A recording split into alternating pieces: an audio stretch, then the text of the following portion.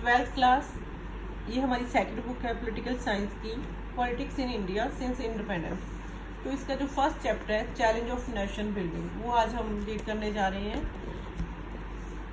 ये आपकी फर्स्ट, ये आपकी बुक 1947 से स्टार्ट होती है बच्चे, और इसके जो आगे चैप्टर हैं जैसे कि फर्स्ट है नेशन बिल्डिंग का चैलेंज आफ्टर इंडिपेंडेंस, उसके बाद वन पार्टी डोमिनेंस यानी कि कांग्रेस पार्टी आई, प्लान्ड डेवलपमेंट, कौन कौन से प्लान बनाए गए डेवलपमेंट के लिए, कंट्री के डेवलपमेंट के लिए, इंडिया के एक्सटर्नल रिलेशन, इंडिया के बाहर दूसरे कंट्रीज के साथ कैसे रिलेशंस रहे, उसके आफ्टर इंडिपेंडेंस इंडिया में कौन कौन सी मूवमेंट्स हुई, एंड रीजनल एस्पिरेशंस क्या थी। तो सारे के सारे जो चैप्टर हैं आपकी वो आफ्टर इंडिपेंडेंस के बाद के हैं। जैसे कि आपकी फर्स्ट बुक थी वो कोल्ड वार के ख़त्म होने के बाद स्टार्ट हुई थी 47 के बाद, तो वैसे ये जो आपकी बुक है ये इंडिपेंडेंट के बाद 1947 के आगे से ही ये स्टार्ट हो रही है, आगे की पॉलिटिक्स है, ठीक है। तो फर्स्ट है चैलेंज ऑफ नेशन बिल्डिंग, आपके चैप्टर का नेम है। फर्स्ट नेम से ही पता लग जाता है कि उस समय जो क्या चैलेंज था, चैलेंज क्या था, नेशन बिल्डिंग का एक चैलेंज था। तो इन 15 अगस्त 1947 को इंडिया के इंडिपेंडेंट होने के बाद मिडनाइट को उस समय जो हमारे प्राइम मिनिस्टर थे पंडित जवाहरलाल नेहरू, उनके द्वारा एक कॉन्स्टिट्यूशन असेंबली थी, वो उसका जो असेंबली बुलाई गई, एंड वहाँ पर उन्होंने एक speech the trust with destiny. उस स्पीच को ये नेम दिया गया ट्रस्ट विद डेस्टिनी।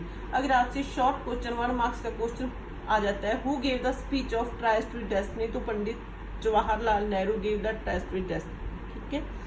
तो आफ्टर इंडिपेंडेंट इंडिया के आगे जो मेन चैलेंज थे, प्रॉब्लम क्या थी, एक गवर्नमेंट, डेमोक्रेटिक गवर्नमेंट क्रिएट करना, एंड जो इंडिया में पॉवर्टी बहुत ज़्यादा थी, पीपल्स अनएजुकेटेड थे, इट मीन्स भी कुछ भी उस समय वेल अच्छा नहीं था। तो देन इंडिया को अपने आप को इकोनॉमिकली डेवलप करने के लिए या अपनी एजुकेशन को डेवलप करने के लिए, अपने आप को स्ट्रॉन्ग करने के लिए तो इंडिया को कुछ चैलेंजेस थे जिनको फेस करना पड़ा।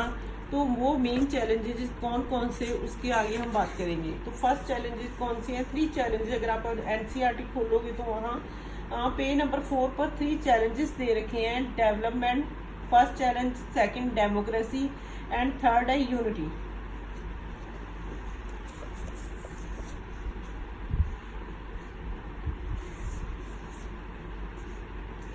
फर्स्ट जो आपका चैलेंज है डेवलपमेंट, इसमें क्या है, challenge was to shape in nation. India के सामने जो मेन चैलेंज था कि इंडिया को एक नेशन की शेप कैसे दी जाए, बिकॉज जो इंडिया था, इंडिया में डाइवर्सिटी थी, हमारी सोसाइटी में डाइवर्सिटी थी, डिफरेंट टाइप्स के पीपल्स रहते थे, डिफरेंट लैंग्वेजेस थी, डिफरेंट कल्चर को फॉलो करते थे, डिफरेंट रिलीजन्स को फॉलो करते थे। तो एक मेन यहाँ पर क्वेश्चन था कि इतनी डाइवर्सिटी के बाद इंडिया को एक नेशन की शेप कैसे दी जा सकती है, एंड एक सीरियस क्वेश्चन था फेस करना पड़ा था इंडिया को कि would India survive A unified country, ठीक है। तो इंडिया का फ्यूचर कैसा होगा, और क्वेश्चन था कि how was integration of the territory, जो इतने पार्ट्स में इंडिया डिवाइड हुआ है उसको एक शेप में कैसे लाया जा सकता है, क्योंकि उस समय बहुत सारे छोटे छोटे जो रजवाड़े थे, राजाओं का शासन था, तो वो सभी अलग अलग सभी जो राजा थे वो अपना अलग अलग राज करते थे। तो उन सभी जो रजवाड़ों को एक शेप में लाना, सभी को एक शेप में लाना, जो कि एक मेन प्रॉब्लम थी। तो सेकंड अगर बात करें तो डेमोक्रेसी की, बिकॉज डेमोक्रेटिक सिस्टम, अगर पीपल्स को उस समय क्या था, ना तो वोट का राइट पता था, ना ही उन्हें अपने फंडामेंटल राइट्स की नॉलेज थी। तो फर्स्ट अगर डेमोक्रेटिक कॉन्स्टिट्यूशन नेसेसरी है तो उसके लिए क्या है, एक डेमोक्रेटिक गवर्नमेंट, पहले गवर्नमेंट होनी चाहिए, एक कॉन्स्टिट्यूशन होना चाहिए कंट्री का, जिससे कि वहाँ के लोग डेमोक्रेसी सिस्टम के बारे में अवेयर हो सके। थर्ड अगर हम बात करें, थर्ड चैलेंज कौन सा था, डेवलपमेंट का। तो इंडिया जो आफ्टर इंडिपेंडेंट इंडिया इकोनॉमिकली तो वीक था ही, बिकॉज अनएम्प्लॉयमेंट था वहाँ पर, एजुकेटेड पीपल ज़्यादा थे। तो इंडिया के सामने मेन प्रॉब्लम क्या थी, अपने आप को डेवलप करने की, प्रोटेक्ट करने की उन पीपल्स को जो कि बैकवर्ड थे, या डिसएडवांटेज ग्रुप थे या माइनॉरिटी में थे, तो उन सभी पीपल्स को प्रोटेक्ट करना, उन सभी को इकोनॉमिकली डेवलप करना, सेव करना, ये एक मेन प्रॉब्लम थी इंडिया के सामने। बिकॉज इंडिया में जो पॉवर्टी थी, पॉवर्टी का एरेडिकेशन करना जो मेन इशू था इंडिया का, इस और इकोनॉमिकली खुद को डेवलप करना। तो ये 3 चैलेंजेस थे इंडिया को जो फेस करने पड़े आफ्टर इंडिपेंडेंट। मेन उसको अपनी सिक्योरिटी को मेन रखना, ये भी एक चैलेंज था उसके आगे। तो इन 3 चैलेंजेस को फेस करना पड़ा था इंडिया को। तो इसके आगे जो नेक्स्ट हमारा जो टॉपिक है, ये आपके 3 चैलेंजेस वाला क्वेश्चन है। अगर हम बात करें यूनिटी, डेवलपमेंट और डेमोक्रेसी, तो ये 3 चैलेंजेस वाला आपका जो क्वेश्चन है, ये 6 मार्क्स का क्वेश्चन आएगा। यूनिटी में इजीली मैंने लिख रखा है कि डाइवर्सिटी थी हमारी लैंग्वेज में, कल्चर में, हिंदू मुस्लिम 2 पार्ट्स में जो लोग बट गए थे उस समय, तो सभी को एक ग्रुप में लाना, एक नेशन की शेप देना बहुत ही मुश्किल काम था उस समय। डेमोक्रेसी, पीपल्स को वोट टू राइट का वोट नहीं पता था, फंडामेंटल राइट्स का नॉलेज नहीं था, डेमोक्रेसी नहीं थी वहाँ पर, गवर्नमेंट डेमोक्रेटिक गवर्नमेंट लानी थी, तो डेमोक्रेसी एक चैलेंज था। डेवलपमेंट, इकोनॉमिकली बहुत वीक थे हम, इकोनॉमी को स्ट्रॉन्ग करना, पीपल्स को सेटल करना, जो उस समय क्या था एक मेन इशू था। तो ये आपका ये क्वेश्चन है, ये 6 मार्क्स का क्वेश्चन है और बिल्कुल इजी क्वेश्चन है आपका। नेक्स्ट अगर बात करें तो नेक्स्ट क्या था, 1947 जब इंडिया इंडिपेंडेंट हुआ, तो उस समय जो इंडिया था वो क्या था, 2 कंट्रीज में डिवाइड हो गया था। 14 अगस्त को पाक एंड 15 अगस्त को इंडिया इंडिपेंडेंट हुआ। तो उस समय जब इंडिया का पार्टीशन हुआ, तो जो कांग्रेस पार्टी थी वो बिल्कुल अपोज थी, वो नहीं चाहती थी कि इंडिया का पार्टीशन हो। बट जो मुस्लिम लीग पार्टी थी उसका कहना था कि India is a nation of 2 community and so the country should be divided in 2 nation. तो देन इंडिया को डिवाइड कर दिया गया 1947 में, 2 पार्ट्स में डिवाइड कर दिया गया।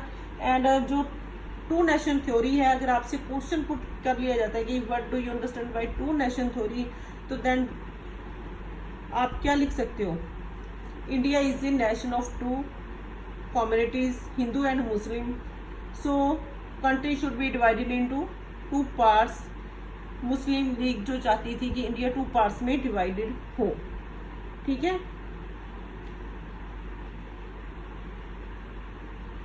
मुस्लिम पाकिस्तान की डिमांड करना ही 2 नेशन थ्योरी थी इन इजली वर्ड में।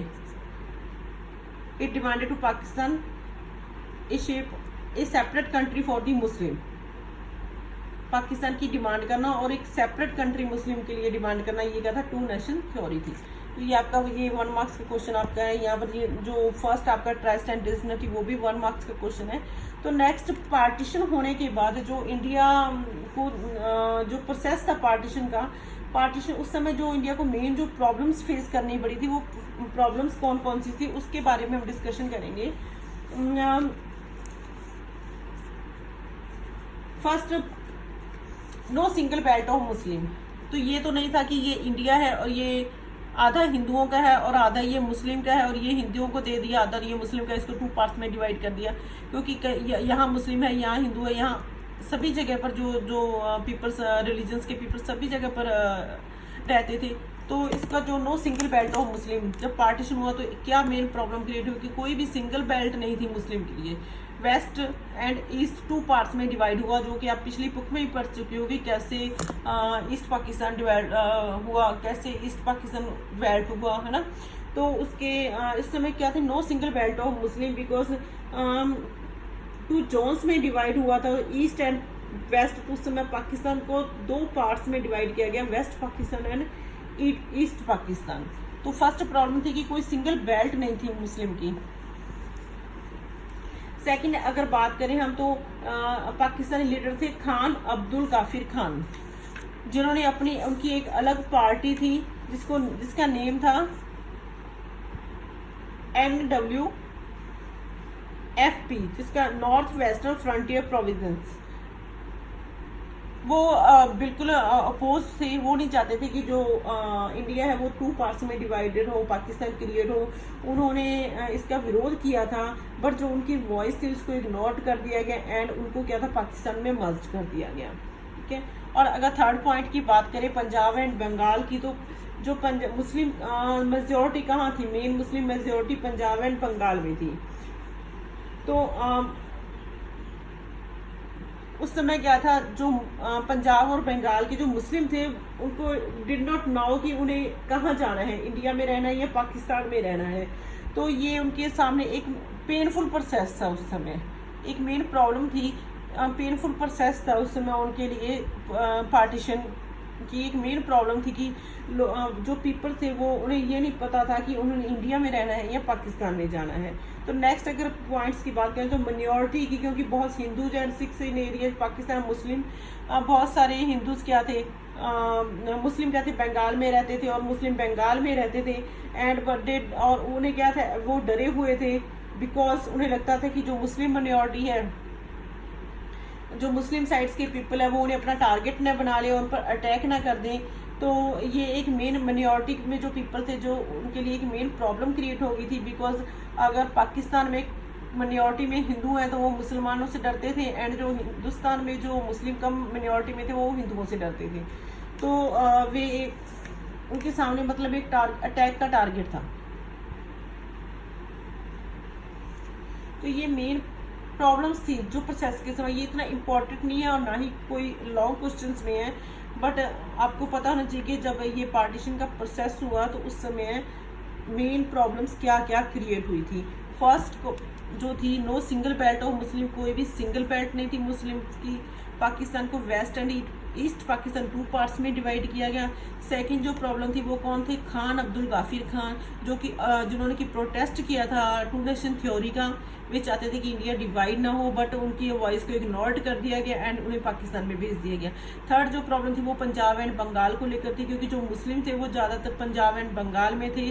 और जब 14 अगस्त को ये डिसाइड किया गया, डिवाइड किया गया पाकिस्तान को, तो वे कन्फ्यूज थे कि उन्हें इंडिया में रहना है या पाकिस्तान में जाना है।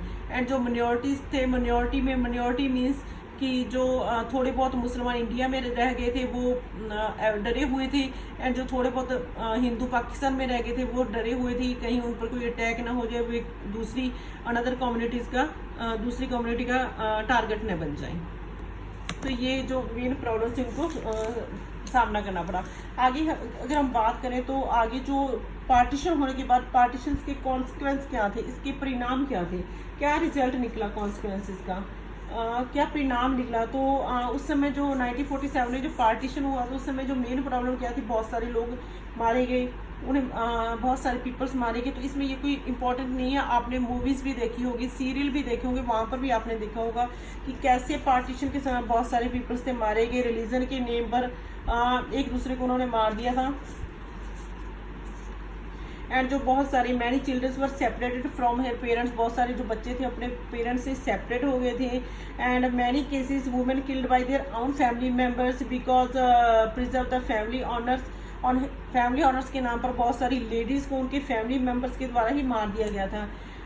तो ये थाउजेंड ऑफ वुमेन्स अब्यूज किया गया वुमेन्स को। तो ये जो मेन प्रॉब्लम्स क्रिएट हुई थी उस समय पार्टीशन के समय, ये आप अपने आप ही कर सकते हो। उस समय जो पोइट्स थे, राइटर्स थे या फिल्म मेकर्स थे, उन्होंने भी नॉवेल्स, राइटर्स थे, उन्होंने क्या जो नॉवेल्स लिखे वो सभी क्या, उस समय जो नॉवेल्स लिखे गए या पोएम्स लिखे गए वो सभी क्या थे, इससे जो इंडिया और पाकिस्तान को डिवाइड किया गया इसको लेकर से सभी नॉवेल्स लिखे गए थे। ठीक है, और उनको नेम दिए गए थे। एक नॉवल लिखा गया था जिसको नेम दिया गया डिवीजन ऑफ हार्ट्स, यानी कि दिलों को बांट दिया गया है। तो जो पार्टीशन हुआ था उसमें ये नहीं था कि पीपल्स को ही बांट दिया गया, उसमें डिवाइड किया गया था। फाइनेंशियली भी जो कंट्री था उसको डिवाइड कर दिया गया था। जैसे कि इन एग्जाम्पल आपकी बुक में देखा है, table, chair, typewriter, paper clips, है ना, और ये सभी चीज़ों को उस समय 2 पार्ट्स में डिवाइड कर दिया गया था। और 80 लाख के लगभग जो पीपल्स थे वो क्या थे, बॉर्डर माइग्रेटेड हो गए थे।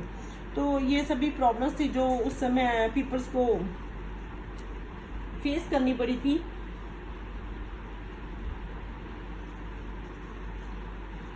इंडिया की इंडिपेंडेंट होने के बाद जो 1951 में जो इंडिया की पॉपुलेशन थी, जो उस समय जो मुस्लिम थे वो ओनली 12% ही थे इंडिया में।